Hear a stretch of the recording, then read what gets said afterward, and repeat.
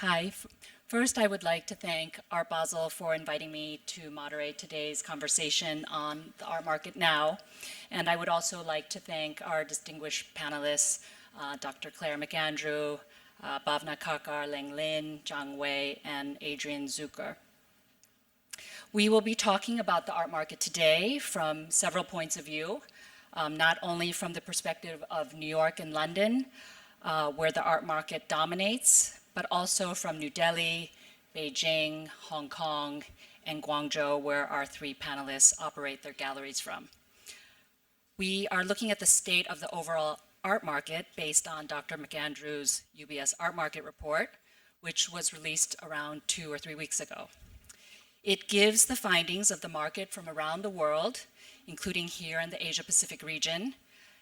We will discuss if the market conditions for art differ and overlap in different parts across the Asia region, because at least on the surface, the art market, the art world appears to be more and more interconnected. Over the last 5 to 10 years, the art market in Asia has seemed like the new frontier. I watched galleries from the US, Europe, and even Japan open up galleries in Beijing, and later they shifted their attention to Hong Kong and to a certain degree Singapore, and now it's all about Shanghai. Although the enthusiasm for art in Asia is nowhere on par with the almost fanatical passion for collecting in the US, it's almost a foregone conclusion that Asia is where the next generation of collectors will dominate. But of course, as Sotheby's presence here in Hong Kong since the early 1970s testifies, collecting, whether it's jewelry, ceramics, ink painting, or other cultural relics, collecting has very long traditions here in the region. I was going to introduce the panelists, but Stephanie has done that. So we will hand it over. We will begin by handing it over to Clare, who will share her findings with us from the 2019 Art Market Report. Thanks very much, Elaine.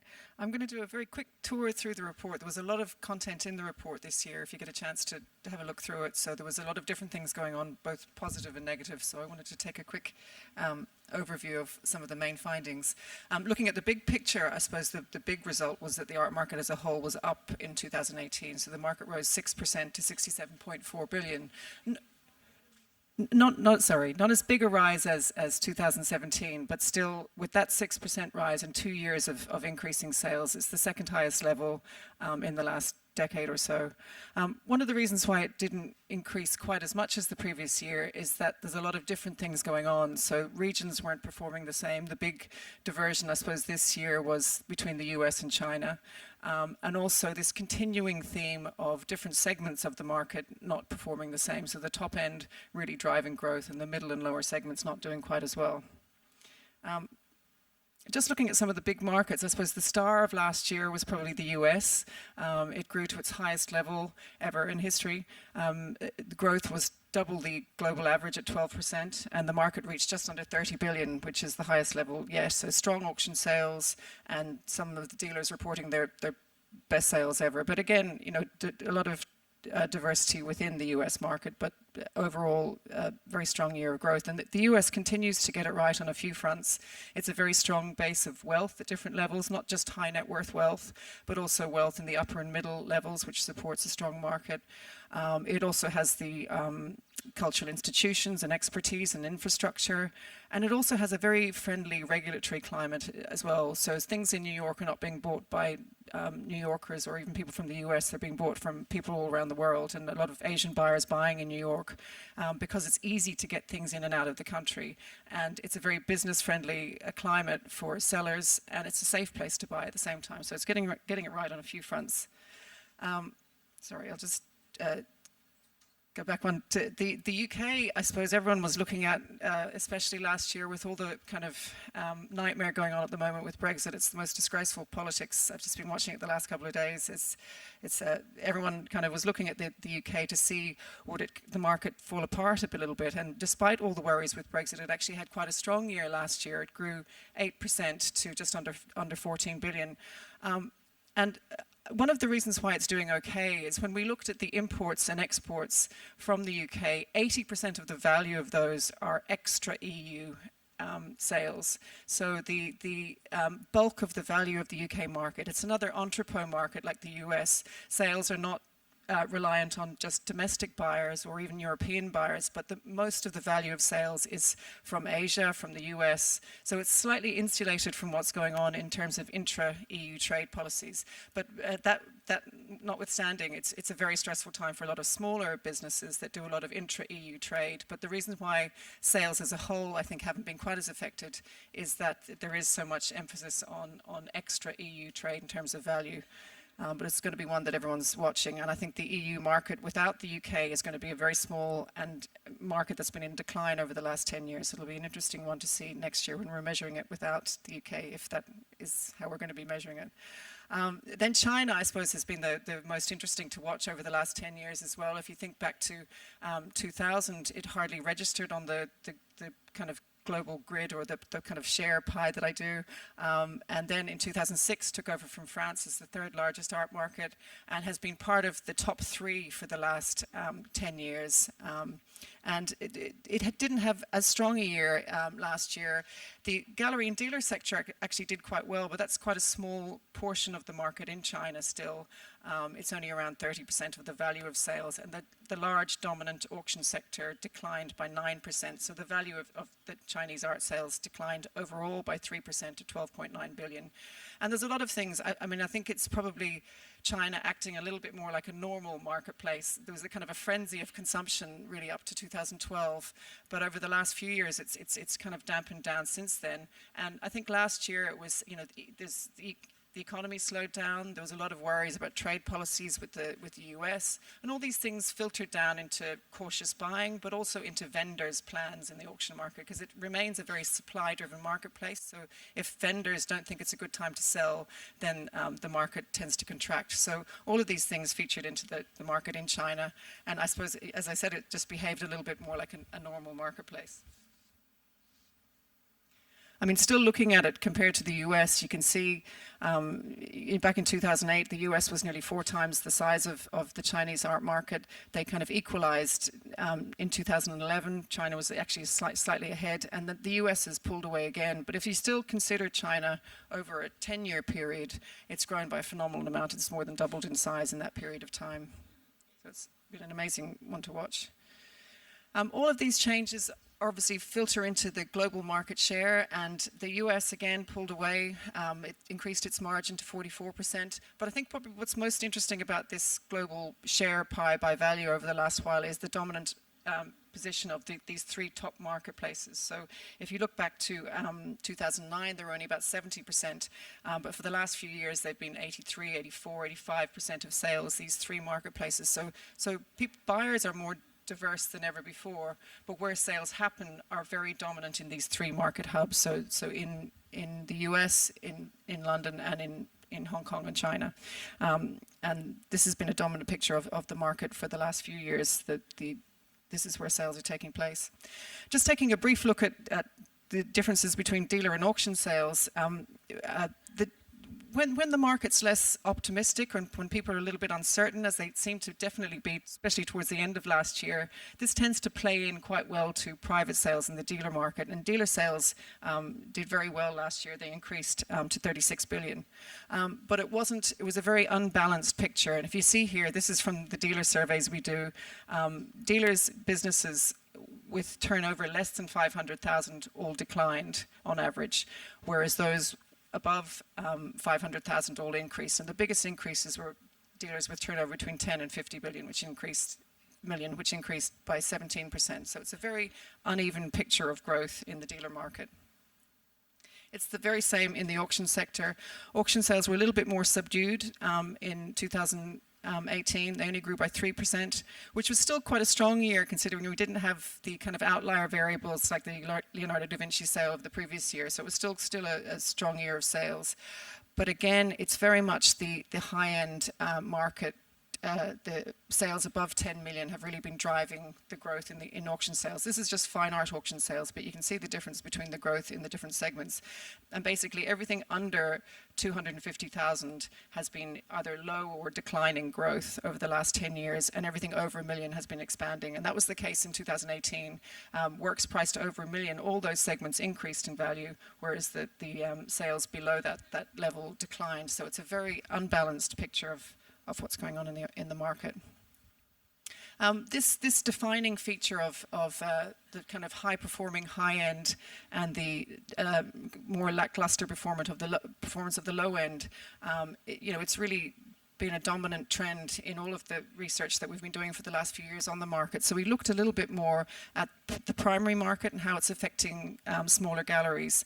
And it puts smaller galleries at a lot of risk if sales are volatile or not increasing as much as other higher value segments. And in this piece of the research, we looked at how reliant galleries are on a small number of artists for their turnover. And what we found was that dealers turning over less than a million, 64% of their sales come from their top 3 artists.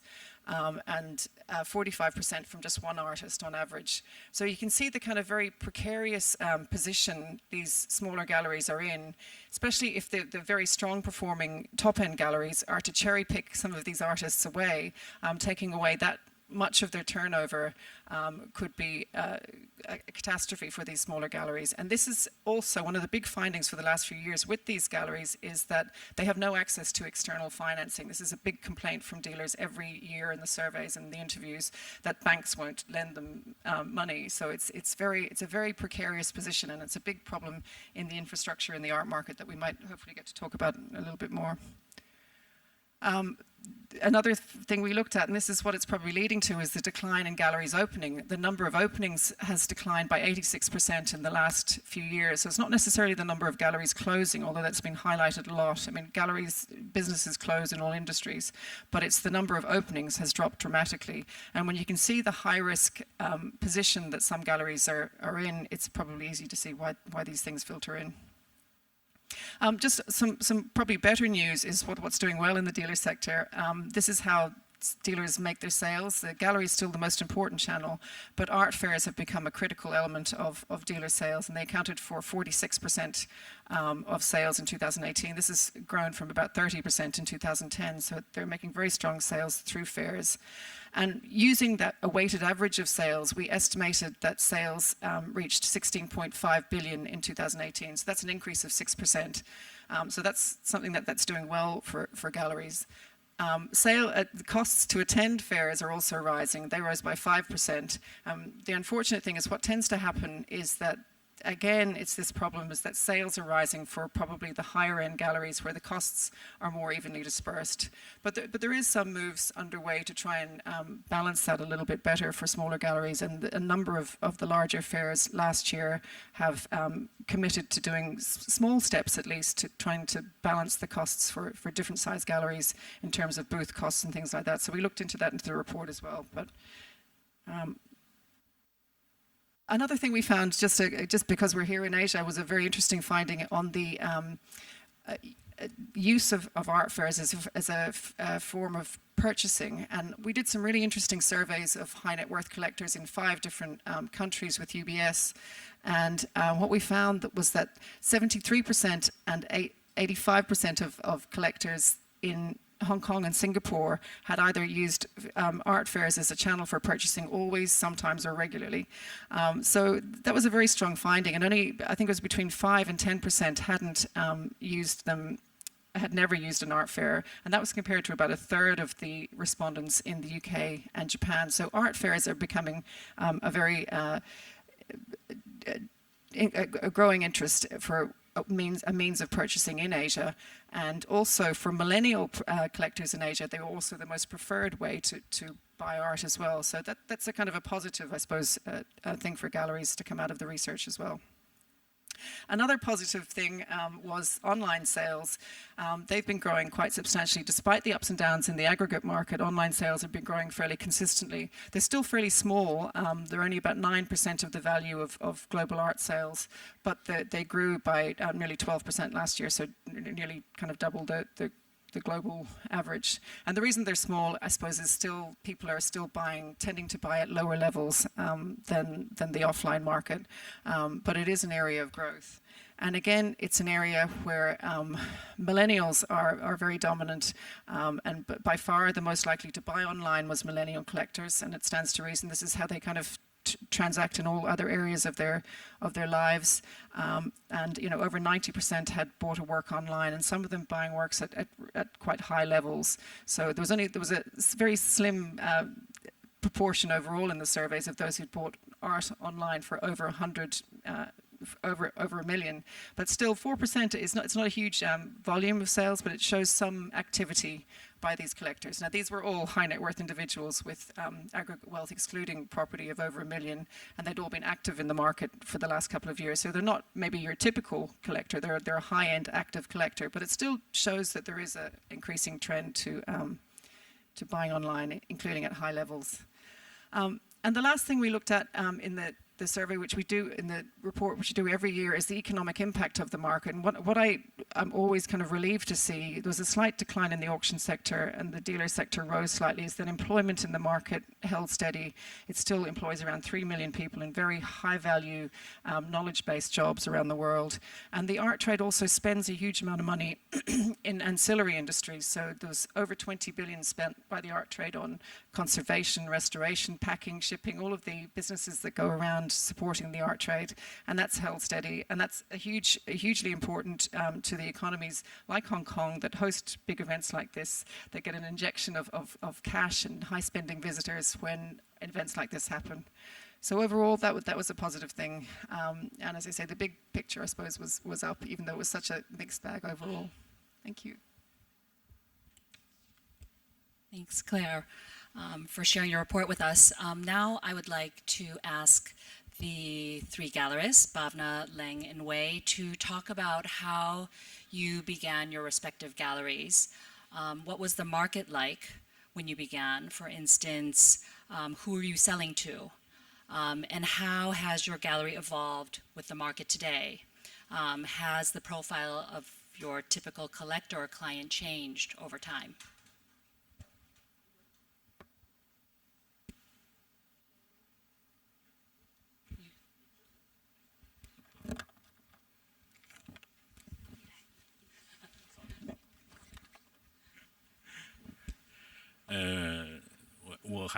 I would started in 2005, my own gallery. So back then, I felt that the local domestic market in China started to become very active. So under those circumstances, most of the collectors were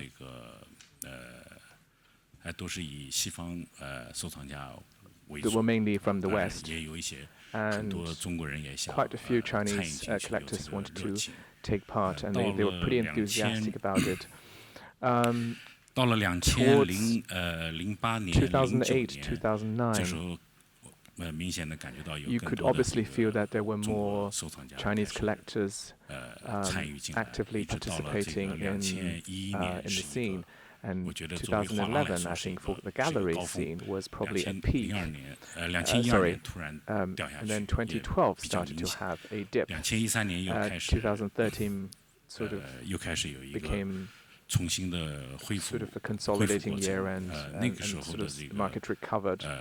So collectors back then were continuously, but sort of they were kind of changing faster as well, and you have more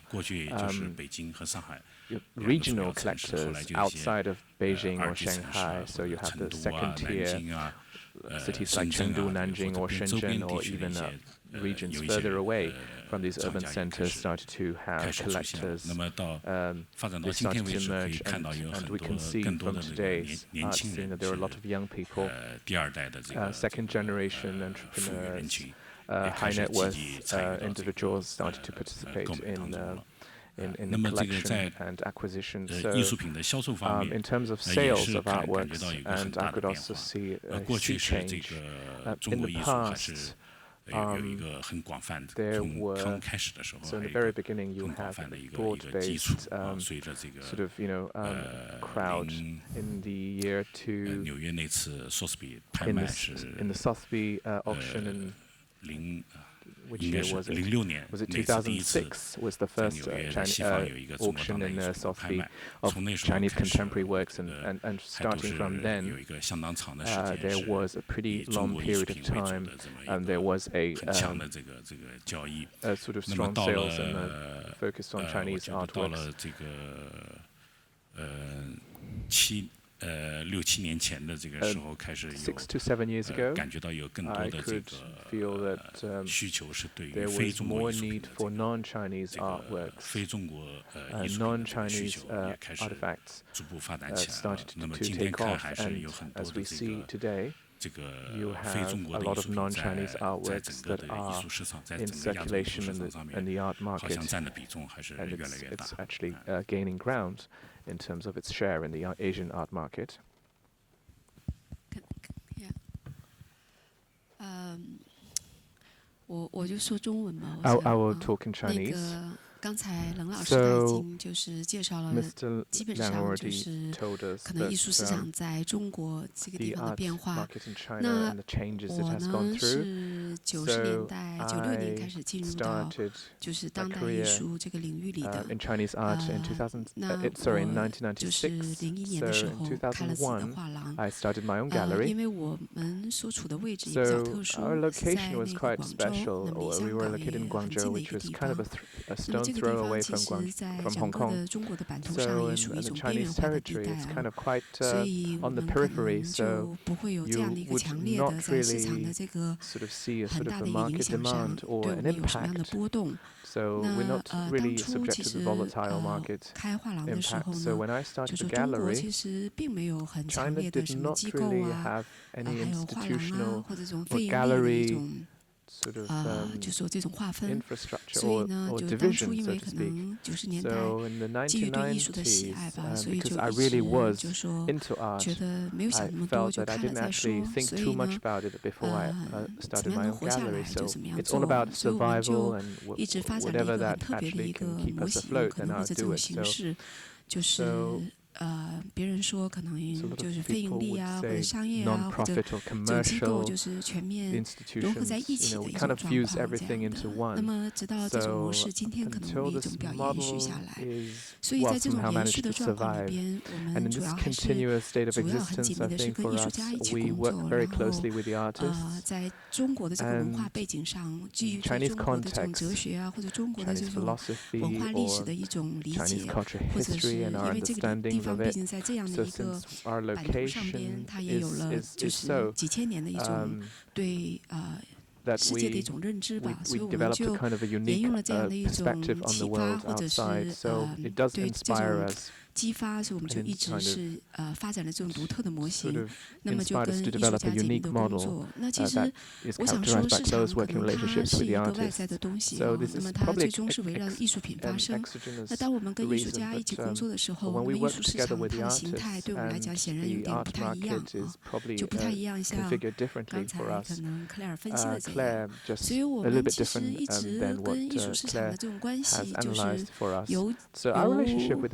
就是有一点就是若即若离的一种感觉，所以那如果我从艺术创作的这个角度来看这种变化的话，那我觉得它就是有很多这一代就是尤其是我这一代的艺术家，那么这些艺术创作它就有一种持续性的，所以这艺术家的创作不是为了生产某种可能一种作品或者一种就叫 commodity 或者这样的一个去激发他们的创作，而是说它有一种生命的体验，在这个地方就是一种生命的体验在持续的去创作，所以我觉得这一点是可能我觉得在一个时间的历史的就时间的一个维度里边，那这些艺术家的创作变得越来越有意义。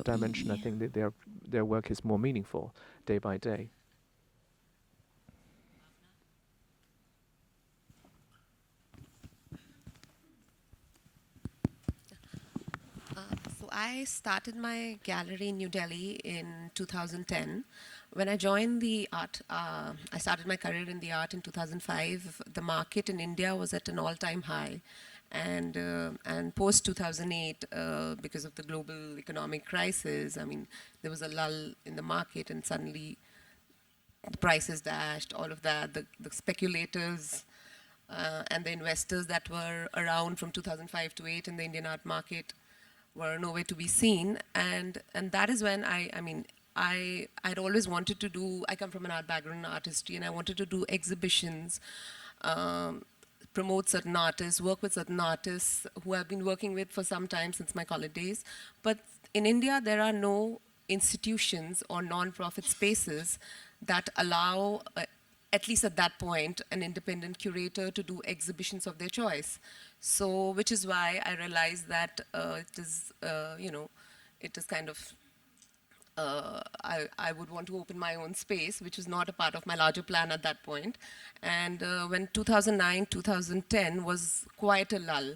But 10 onwards, the things started changing a little bit. And the galleries actually saw people who were more interested, the genuine buyers, genuine collectors, people who wanted to learn coming to the galleries. I also launched my art publication at the same time. So I have, a publication and a gallery, which operates separately, and because of the conflict, and which you understand. So there has been, and 2012 onwards, things changed drastically in the Indian art scene because of the Kochi Biennale starting. The India Art Fair had launched in 2009 as well, which was kind of simultaneous to me launching Latitude. So I think slowly and steadily the collector profile has been changing. We have one of our collectors from India here. So at that point, there were not many who would travel to art fairs, biennales, things like that. But over the years, there has been a lot of, I would say, awareness. And an Indian art market is way behind China, I would say, or the rest of the world. But it's getting there, yeah. So there's been change. Is there something else that yeah. This is a question for Lynn. Before you began working with PACE, I knew you as an independent curator, and you founded Beijing Commune, your own gallery. And PACE approached you, and you made this very harmonious agreement with Arnie to keep your gallery going. And as Clare's report points out, younger and mid-tier galleries are being squeezed out by the mega galleries. And I think that we would agree that PACE fits this description of like a mega gallery. PACE has over 150 employees working around the world, selling everything from blue chip modern art to works by young Chinese artists born in the 1980s. I want to know, how do you negotiate this precarious situation? And do you think you could keep Beijing Commune going if you did not also work for PACE? And if you have any advice for smaller galleries other than upgrading your career and joining PACE?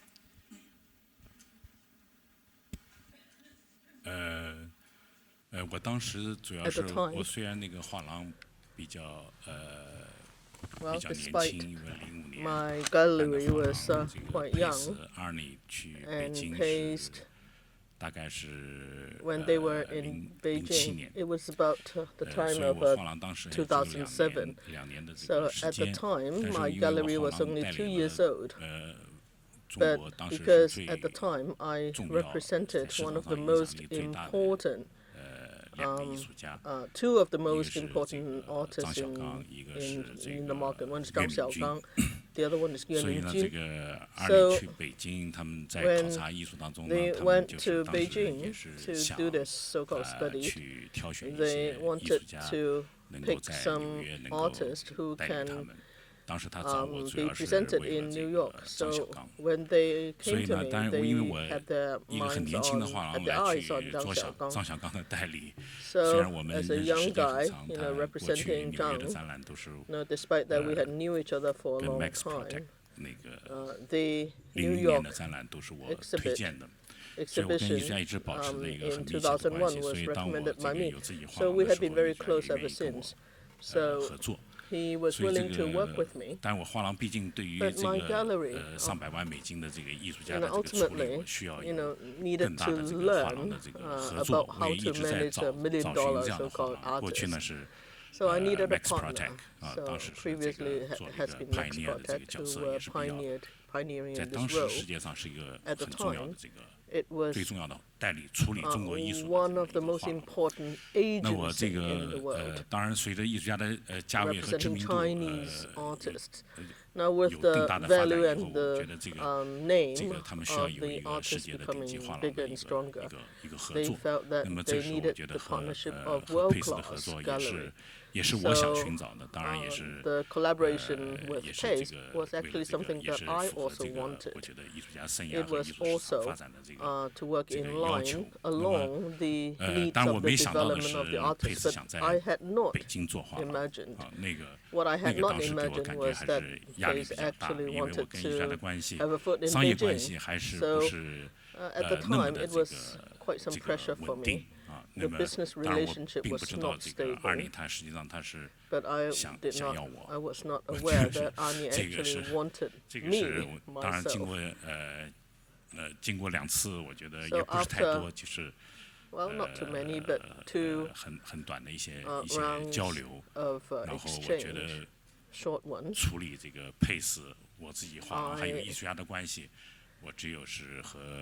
Could only work with Pace, and that probably is the smoothest of ways. So I agreed to work with them in the Beijing gallery. But we have never talked about what to do with my gallery, and it wasn't possible to take out my gallery because I already had some level of influence in the Beijing market at the time, and I had represented Song Dong and other artists. I knew my relationship with Song Dong went even back. We had close to 20 years of relationship. So after I joined Pace, I was thinking, how do I tackle this? Arnie was quite impulsive. He wanted to do it in the same way as he had entered the US market in the 60s. So he did not really think it through. So I was put, suddenly in a place where I need to sort all this out because Pace was at the time tackling its relationship with the artists. But I felt that might not have been the way in China. So at the time, I led all of those artists that I represented to put them under Pace, and I also worked with the newer generation of artists, but I segregated them with Pace. We could establish Chinese artists and separated them from the younger ones. So on the one hand, we continued developing the artist's career in places like New York, but at the same time, we would also arrange for exchanges between the local Chinese artists with these artists, the Pace artists. That would actually drive deeper understanding amongst the artists and sort of connect the links between the upper stream and the lower stream of the market, if you understand what I mean. So that was the way that I tackled it. So my own gallery, at the beginning it was positioned for the younger artists, but then when they became not too young, not that young, I also had to change along with them. So the exchange and the relationship became more complicated. So I thought of Richard Dake. 所以这个我也试图去改变它的年龄上的一些结构，让它更符合今天的这个大家对于文化的那种全球性的一种期待吧。我也希望我自己画廊也有自己的这个发展的这个身份和轨迹。当然，佩斯它因为阿里建立起来已经有一个很成熟的这个这个 context， 我只是把很多的这个重要的中国艺术 So 放 a 在 lot 这个 of, context 里 given 面， this 变 context, a 成一 lot 个 of 配饰的 the 一个 more 今天的 important 这 or 个艺术 prominent 在艺术市 artists 场 in 上面 China 一个 have been 很 put 重 on 要 the 的一个 page. 特 So 色。 and for 所以 me, it 也 has 也做 become 了 a 这两 very 个区分。 important phase of the development. So we kind of divided it that way. And do you have any advice to? 我的一样。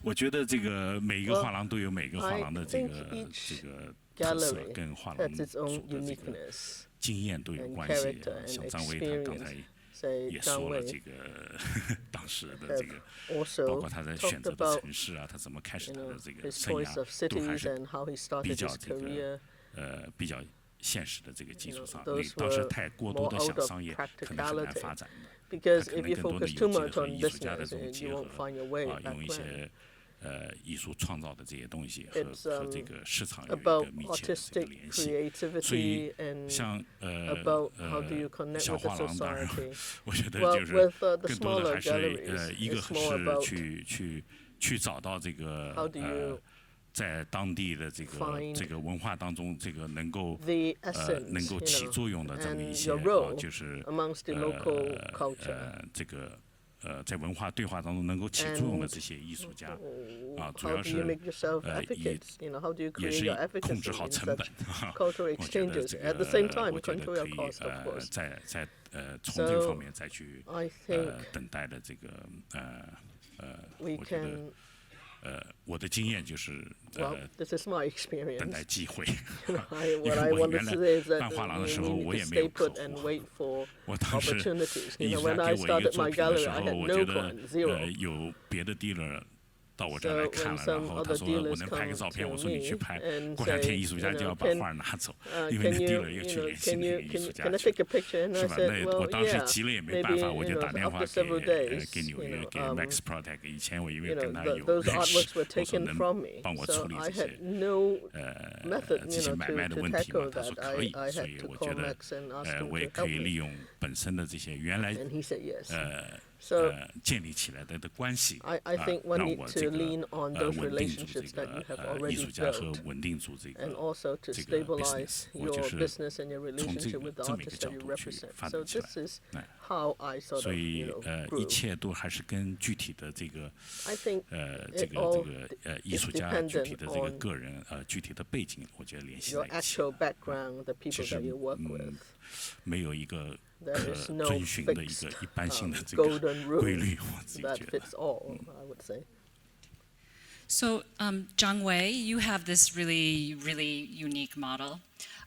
You have described Vitamin Creative Space to me over the years as a gallery, but not a gallery, a school, but not a school. So I'm always very perplexed as to what Vitamin Creative Space actually is. And on your website, it states, in order to operate independently from institutionalized funding, it is active as both an independent art space and as a, you put it in brackets, commercial gallery.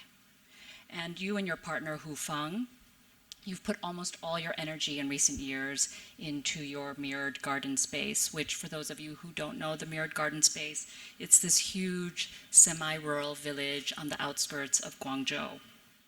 And to paraphrase again your website, you write on Vitamin Creative Space's website, you write, contemporary art practice meets farm-oriented life practice. So, but you also show many of the most sought-after artists in the market, like Cao Fei, Li Kit, Yan Vo, and you also participate in art fairs all over the world. So I want to know, how do you make your particular vision of a gallery work?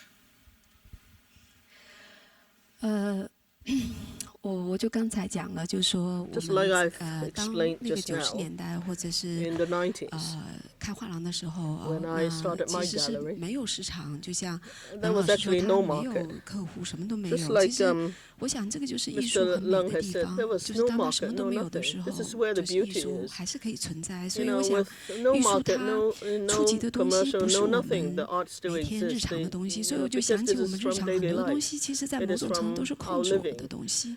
So 所以艺术可能 what 在 I 某种 think 程度 is 上是能够 our 让我们 life 自由的 actually 东 is 西。 the 那这个自由 source 的 of 东 the 西是 art. 什 It 么？ is free. 就 It 是 is 说，其实我 limitless. 们有的时候想那个现实， Sometimes 我们 we 认为这 think 现实，其 about 实现实是被 practicality. 制造出来的。 This 所以现实我们 practicality 永 is 远不知道是什么。 man-made. 我想艺术那个就是可能带我们去的 I 地 think 方。 art is 我 where 想这 we 个可能就 art 是 will bring us 我 to 想 where we ought to 对 be. 艺术的一种理 This 解和热 is 爱 my 吧，这样的。 understanding 然 and 后， my 那么在90年代， enthusiasm 当然 about 它整 art. 个的 Now 环境 in the 跟音乐是不 90s, 一样， the 所以它就提 environment 供了 is 这种 different from 认知 today. 的一种基础。 So 那 it 么在这个 provides 基 us 础 with a 上， foundation. 我想它不仅仅是我们，那么也有一些 This, 艺术家， well, 他 not 一样 only 有 us, 这样 but 的一 some 种 other artists also 对 have 艺 this 术的这种 kind 追求 of 和一种实践。所以我们还是说，从艺术这样的实践出发里边，它能够展现一种什么样的现实？那么这样的现实，它会出现就是可能Elaine说的这种 mirrored garden 这样的，或者它是出现了就是说它不同的一种物理形态的一种形式这样的啊。那我们就说代理，比如说曹飞啊、燕啊，所有的这些，包括郑国谷啊，包括白双全，或者是这些艺术家，他们的创作形式在某种程度上其实都是有这种，就说跟生命、生活或者是这种有关系。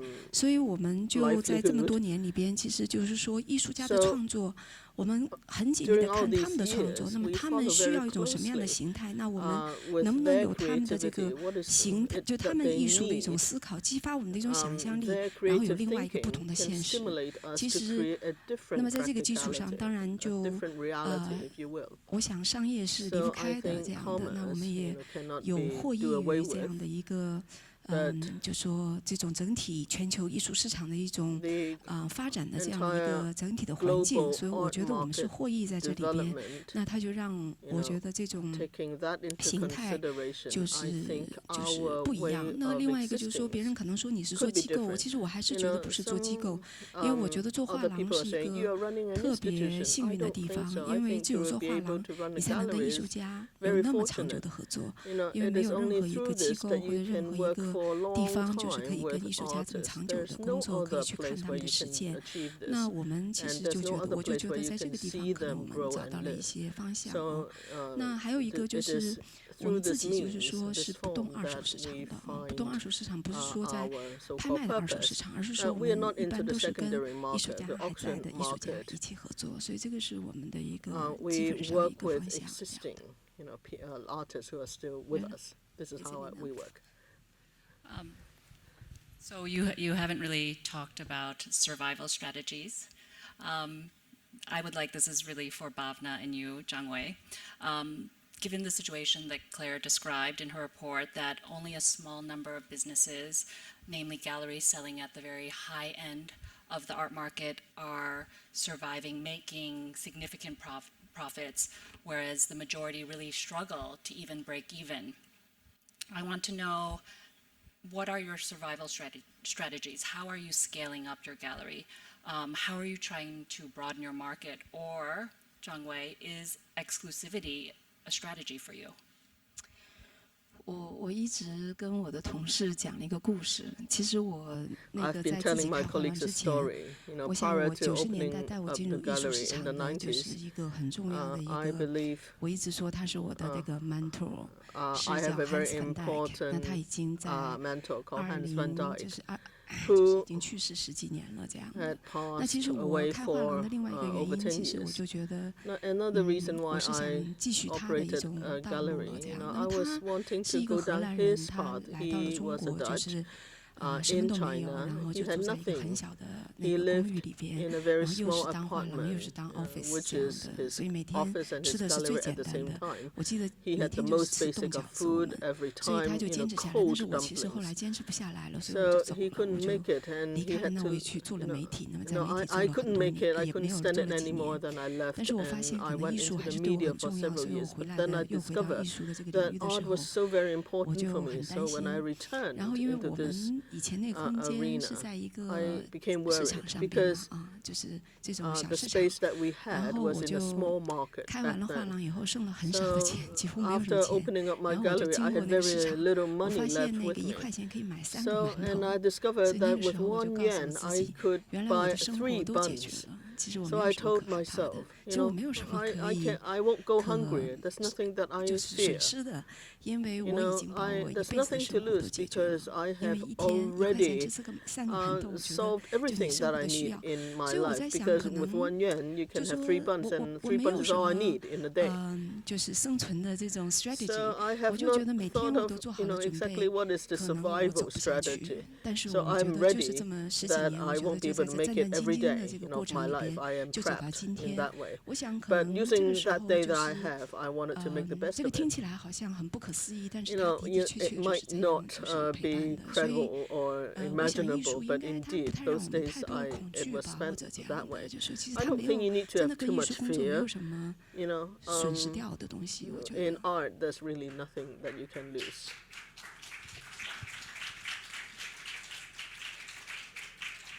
Bhavna, do you want to share your thoughts? Yeah, so that was great and inspiring.